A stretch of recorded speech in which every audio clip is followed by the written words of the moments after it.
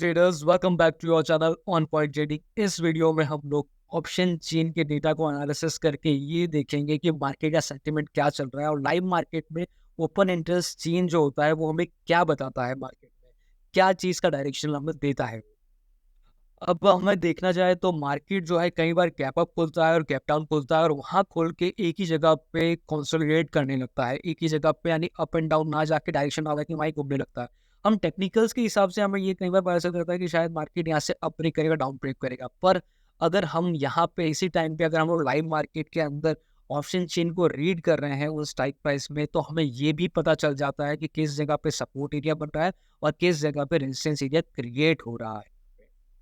अगर मैं आपको बोलूँ कि आपके पास एक ट्रेडिंग स्किल होनी चाहिए, उसके लिए आपको क्या चाहिए? तो आप कहेंगे कि मुझे टेक्निकल एनालिसिस अच्छे से आना चाहिए, मुझे प्राइस एक्शन अच्छे से आना चाहिए। उसके साथ-साथ अगर आप मार्केट में ऑप्शन चेन को रीड करना, यानी मार्केट में कहाँ पे बड़े प्लेयर्स अपना पैसा रख रहे हैं, कहाँ पे सपोर्ट एरिया बन रहा है, कहाँ रेजिस्टेंस एरिया बन रहा है और मार्केट में जो है ओपन इंटरेस्ट कहाँ पे चेंज हो रहा है as per the market view.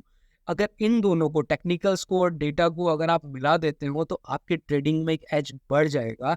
आप मोर कॉन्फिडेंट हो जाओगे अपने ट्रेड लेने के टाइम पे कि आपका टेक्निकल भी उस टाइम पे वही बोल रहा है जो कि मार्केट का डेटा बता रहा है।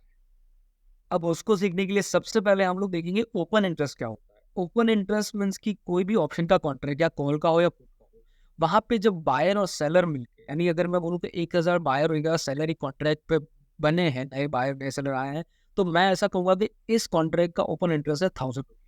ठीक है। फॉर एग्जाम्पल अगर निफ्टी का लेते हैं, निफ्टी के 20,000 के कॉल के ऊपर, ठीक है, कॉल के ऊपर 1000 बायर्स और 1000 सेलर्स जुड़ते हैं, ऐड होते हैं, तो मैं कहूंगा कि इस निफ्टी के स्ट्राइक प्राइस 20,000 के स्ट्राइक प्राइस का ओपन इंटरेस्ट 1000 है। 1 घंटे बाद लाइव मार्केट में यहाँ पे 2000 और कॉलर और बायर और सेलर यहाँ पे ऐड होते हैं, तो मैं कहूंगा कि अब यहाँ पे ओपन इंटरेस्ट कितना, अब यहाँ पे ओपन इंटरेस्ट 3000 है। 1 घंटे बाद और लाइव मार्केट में यहाँ पे 2000 और बायर और नए सेलर ऐड हो जाते हैं, तब मैं कहूंगा कि इस स्ट्राइक प्राइस पे ओपन इंटरेस्ट अब 5000 का हो गया। अब यहाँ पे देखिए 1000 से 5000 हो गया, तो मैं ऐसा बोलूंगा कि इस स्ट्राइक प्राइस पे ओपन इंटरेस्ट हुआ ही बिल्डअप हुआ है। बिल्डअप का मतलब यानी कि यहाँ पे बना है, 1000 से 5000 गया है 2 घंटे के अंदर, तो यहाँ पे हुआ है, बिल्ड हुआ है, मैं ऐसा बोल सकता हूँ। ठीक है। और दूसरी तरफ से अगर मैं ये बोलूँ, तो मैं यहाँ कहूँगा कि यहाँ पे और शॉर्ट्स बने। ठीक है। शॉर्ट्स यहाँ पे सेलर्स और ऐड। अब आप कहेंगे कि बायर्स और सेलर्स को मिल के ओपन इंटरेस्ट बना है, तो मैंने ऐसा क्यों कहा कि यहाँ पे सिर्फ सेलर ही ऐड हुए हैं, यहाँ पे शॉर्ट्स ऐड हुए हैं। ठीक है। उसका एक इम्पॉर्टेंट चीज़ ये है कि सेलर्स मार्केट में सबसे स्ट्रॉन्ग एंटिटी होते हैं। हर जगह जब ओपन इंटरेस्ट जब बिल्डअप होता है, तो आप ये समझिए कि वो सेलर्स ज़्यादा वहाँ पे बिल्ड हो रहे हैं। हमें हमेशा सेलर्स के पॉइंट ऑफ व्यू से देखना चाहिए। सेलर जो है वो मार्केट में सबसे स्ट्रॉन्ग होता है। क्यों? आप एक बाय कॉन्ट्रैक्ट बाय करने जाते हैं तो आपको 5 से 10,000 का पड़ जाता है, पर आप यही कॉन्ट्रैक्ट को अगर सेल करने जाएँगे, तो आपको 1.5 लाख के ऊपर देना पड़ेगा। ठीक है? आप यहाँ पे बायर के पास अनलिमिटेड प्रॉफिट है, सेलर के पास अनलिमिटेड लॉस का चांस है। इसके पास कम प्रॉफिट आता है, इसके पास कितना प्रॉफिट आ सकता है। तो आपको लगता है कि ये जो लोग हैं इतना पैसा दे के जो आ रहे हैं, सेल कर रहे हैं इन कॉन्ट्रैक्ट्स को, ये लोग पागल हैं। इनके पास बहुत ज़्यादा नॉलेज होता है, इनको ये पता होता है मार्केट का स्ट्रक्चर किस तरह से होता है। ऐसा नहीं है कि इनके पास सब पता होता है। ये भी कई बार चीज़ें जो है इनको नहीं पता होती है, इनके ऑपोज़िट जाती है और यहाँ से भी ऊपर से नीचे हो सकता है मार्केट। पर यहाँ पे हमें एक स्ट्रॉन्ग जो सेंटिमेंट मिलता है, वो ये मिलता है कि जहाँ पे सेलर ज़्यादा बन रहा है, मीन्स कि उस स्ट्राइक प्राइस पे सपोर्ट एरिया बन जाता है। अब अगर मैं आपको एक चीज़ बताऊँ, अगर कोई भी तरह का कॉल है, अगर कॉल को अगर एक कॉल बायर बाय करता है, तो उसका थॉट होता है मार्केट यहाँ से ऊपर जाएगा, और कॉल को सेल करता है सेलर, तो उसका मार्केट व्यू होता है कि न्यूट्रल न्यूट्रल से डाउन जाएगा। उसका मार्केट व्यू इस तरह से रहता है।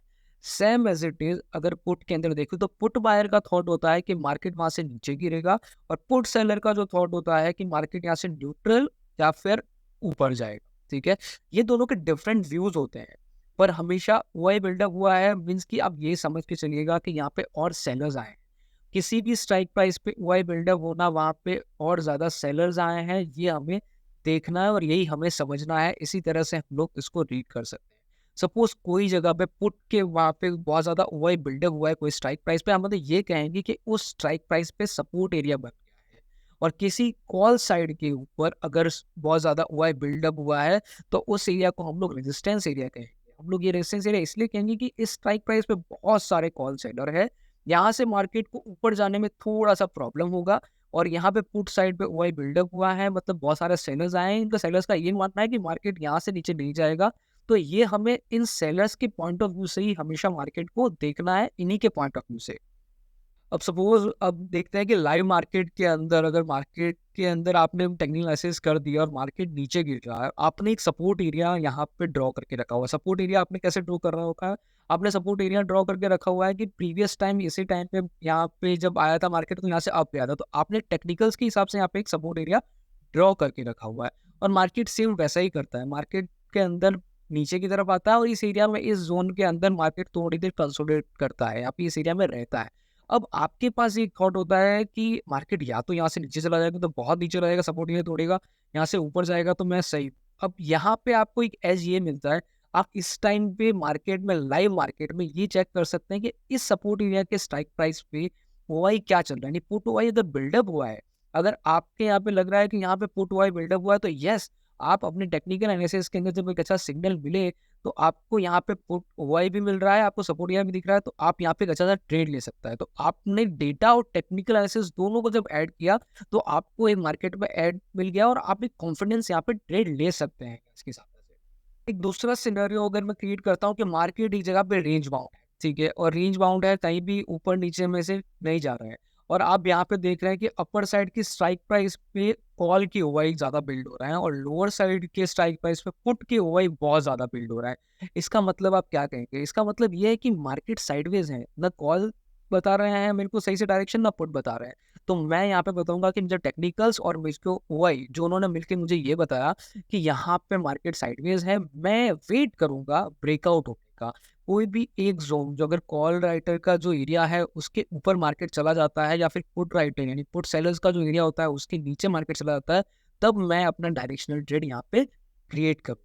थर्ड सिनेरियो में लेता है कि मार्केट अगर गैप अप और गैप डाउन अगर होता है, ठीक है, और वहां पे कुछ एरिया में कंसोलिडेट करता है, उस एरिया में कंसोलिडेट करने पे हम लोग लाइव मार्केट में जाके हम लोग ये चेक कर सकते हैं कि मीनवाइल ये जो टाइम ड्यूरेशन है, इस टाइम ड्यूरेशन के अंदर क्या हो रहा है, इस टाइम ड्यूरेशन में क्या कॉल के ओपन इंटरेस्ट बढ़ रहा है, क्या इस टाइम ड्यूरेशन में पुट के ओपन इंटरेस्ट बढ़ रहे हैं। तो हमें यहाँ पे ये जो टाइम होता है, सपोज 9:15 से 10 o'clock के बीच में अगर मार्केट नीचे गैप डाउन होके एक ही रेंज में कर रहा है, हमें इसी टाइम ड्यूरेशन में, इसी 1 घंटे में जाके देखना है कि वहां पे बिल्डअप किसका हो रहा है। अगर पुट का बिल्डअप ज्यादा हो रहा है तो हमें ये, हमारा थॉट प्रोसेस होगा कि यहाँ पे मार्केट को सपोर्ट मिल रहा है, यहाँ से अपसाइड जा सकता है। और यहाँ पे कॉल के अगर ज्यादा राइटर्स, अगर सेलर्स अगर इस प्राइस पे आ रहे हैं, तो हमें ये पता चलेगा मार्केट यहाँ से नीचे की तरफ जा सकता है।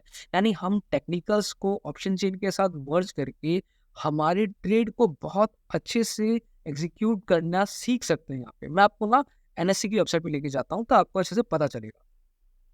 देखिए, ये एनएससी की वेबसाइट है, आपको यहाँ पे मार्केट डेटा में जाना है, यहाँ पे डेरिवेटिव मार्केट में आपको जाना है, ठीक है। उसके बाद में आपको यहाँ पे नीचे आएंगे, बैंक निफ्टी, आप निफ्टी में जा सकते हैं, हम निफ्टी में जाते हैं हम लोग। निफ्टी में जाने के बाद हम लोग यहाँ पे देखते हैं ऑप्शन चेन, और ऑप्शन चेन के अंदर आप देखिए यहाँ पे कॉल साइड है, ये पुट साइड है, ठीक है, और यहाँ पे डेटा बता रहा है ये ओआई है और change in OI. Change in OI मतलब मैंने आपको बताया ये इतना टोटल ओआई है अभी, और चेंज हुआ है मतलब 50,000 चेंज हुआ है ये इन दिन के अंदर। यहाँ पे 50,000 कॉल बिल्डअप हुए हैं, मतलब कॉल बिल्डअप हुआ मतलब कॉल सेलर्स यहाँ पे ऐड हुए हैं। कॉल सेलर्स का 19,550 पे ऐड होना मतलब कि मार्केट का क्या बताना है, मार्केट का बताना है कि मार्केट यहाँ से नीचे या फिर थोड़ा न्यूट्रल रहेगा। और आउट ऑफ द मनी 19,600 में देखिए इतने सारे 1,60,000 है और यहाँ पे भी बने ही हैं। तो ये हमें क्या बता रहा है? ये हमें बता रहा है कि मार्केट थोड़ा नेगेटिव हो रहा है। पर अगर हमें लाइव मार्केट में देखना है कि कुछ 1 घंटे के अंदर कितना चेंजेस हुआ है, तो वो हम लोग कैसे देख सकते हैं? वो आप यहाँ पे भी चीज चेक कर सकते हैं, क्योंकि यहाँ पे भी चेंजेस होते रहते हैं लाइव मार्केट में। पर इससे भी सिंपल अगर व्यू में आपको देखना है, तो आप ना सेंसिबल के अंदर, अगर आपके पास जीरोधा है, जीरोधा के साथ साथ सेंसिबल आपको फ्री मिलेगा। बहुत अच्छे से टूल है ये, जिसमें आपको ओपन इंटरेस्ट अगर लाइव मार्केट में चेक करना है तो अच्छे से देख सकते हैं। अब यहाँ पे देखिए, ये मार्केट की ओपन इंटरेस्ट के बार है। अब ये जो बार है आपको मिल रहा है, ये कॉल ओआई का, कॉल ओआई रेड बताया है, मतलब कि यहाँ पे कॉल सेलर जाता है। कॉल सेलर का क्या होता है थॉट? कॉल सेलर का थॉट होता है कि मार्केट नीचे जाएगा, ठीक है। तो यहाँ पे कॉल सेलर के इतने सारे बायर्स हैं, यानी ये रेड है मतलब ये रेजिस्टेंस एरिया है। और रेजिस्टेंस एरिया कौन सा है? 19,550, ये रेजिस्टेंस है। ये रेजिस्टेंस है, यानी अगर ऊपर जाना है मार्केट को तो ये भी ब्रेक करना पड़ेगा, ये भी ब्रेक करना पड़ेगा, ठीक है। और यहाँ पे देखिए अक्टूबर 19 को क्या था, अक्टूबर 19 को यहाँ पे पुट सेलर्स ज़्यादा थे, यहाँ पे ग्रीन बार दिख रहा है आपको, और यहाँ पे आप देखेंगे तो दोनों साइड देखिए ये एक जैसा ही था। तो यहाँ पे मार्केट क्या बता रहा था, यहाँ मार्केट हमें ये बता रहा था कि साइडवेज जोन है, किसी एक साइड पे ज़्यादा कुछ नहीं मिल रहा है यहाँ पे, ठीक है। अब यहाँ पे अक्टूबर 19, अक्टूबर 18, अगर हम लोग 19 और 18 अक्टूबर, अब 18 अक्टूबर क्या बता रहा है, 18 अक्टूबर हमें बता रहा है कि मार्केट में बहुत सारे कॉल राइटर्स थे, पुट राइटर्स कम थे, यहाँ पे कॉल राइटर्स ज्यादा थे। और 18 अक्टूबर को ऑफर मार्केट में क्या हुआ है, चलिए अब देखते हैं एक बार। ये देखिए ट्रेडिंग यूजर चार्ट, अगर हम लोग यहाँ देखते हैं तो 18 अक्टूबर देखिए, 18 अक्टूबर में कॉल राइटर्स ज्यादा थे, यहाँ पे मार्केट नीचे गिरा है। यहाँ पे ऑप्शन चेन में देख रहा है आपको कि यहाँ पे कॉल राइटर्स के ज़्यादा होने की वजह से मार्केट का नीचे की तरफ मूवमेंट काफ़ी अच्छे से आया है। मीनवाइल मार्केट में अगर आप 15 मिनट या 5 मिनट के टाइम फ्रेम में कहीं अगर आप देख रहे हैं और आपको इस एरिया में कुछ पता नहीं चल रहा है कि यहाँ पे क्या होने वाला है, जैसे इस एरिया में हमें पता नहीं चल रहा है मार्केट साइडवेज गया, तो उस टाइम पे आप ओपन इंटरेस्ट को देख सकते हैं। ओपन इंटरेस्ट ज़्यादा बिल्डअप कहाँ पे हो रहा है, दोनों जगह सेम हो रहे हैं तो साइडवेज हैं, अगर एक जगह ज़्यादा हो रहा है तो हम हमारा मार्केट का सेंटीमेंट और मार्केट का व्यू हम लोग क्रिएट कर सकते हैं। Thank you so much guys. ये वीडियो आपको पसंद आया तो इसे लाइक कीजिएगा, सब्सक्राइब कीजिएगा, और किसी को और को अगर जानना है तो उसको प्लीज़ ये लिंक शेयर कीजिएगा। इस वीडियो के बाद हम लोग ऑप्शन की सीरीज़ में जो है